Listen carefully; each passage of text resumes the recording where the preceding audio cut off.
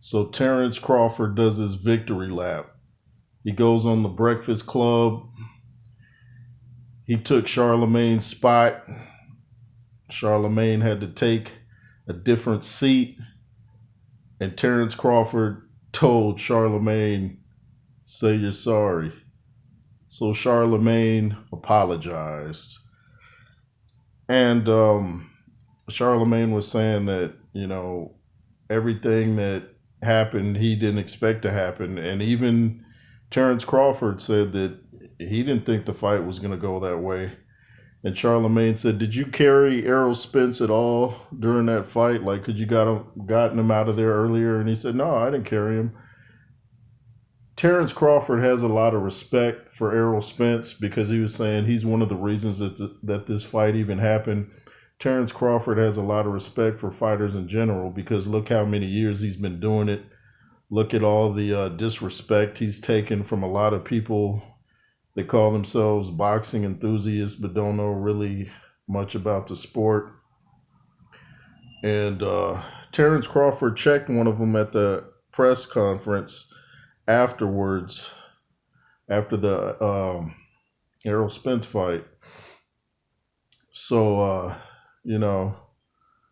I just like listening to Terence Crawford speak. He said he would move up, fight Charlo, said he would beat Canelo if Canelo went down to 158.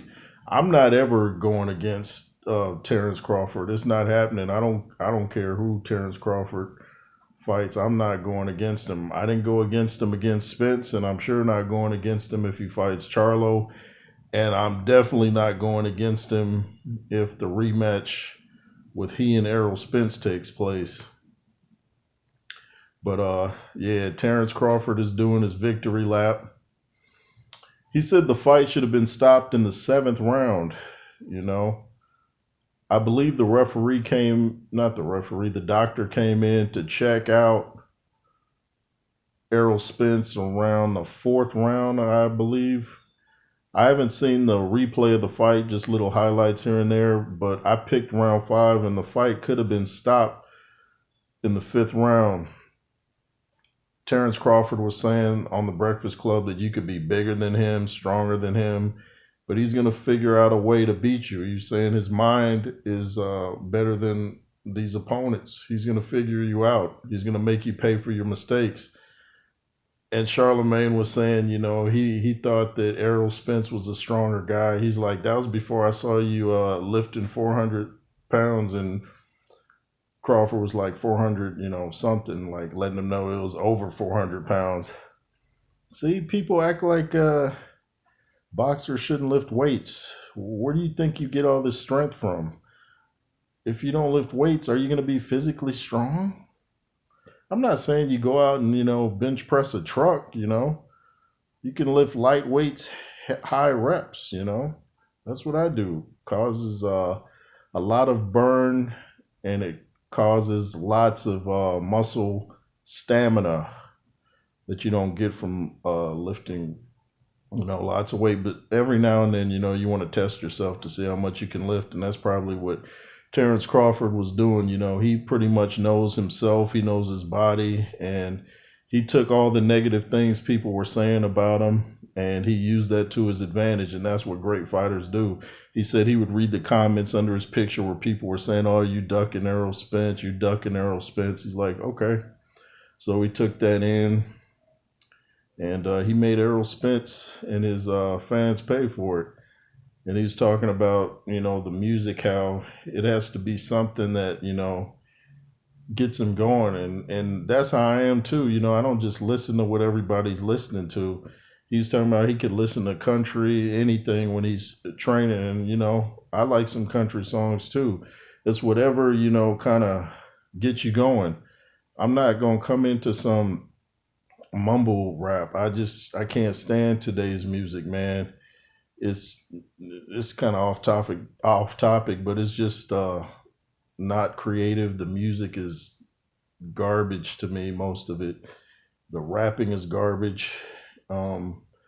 It's making black folks look kind of bad worldwide. Even Terence Crawford was saying, when someone offers to come in the ring to him. He's like, well, what song you gonna do?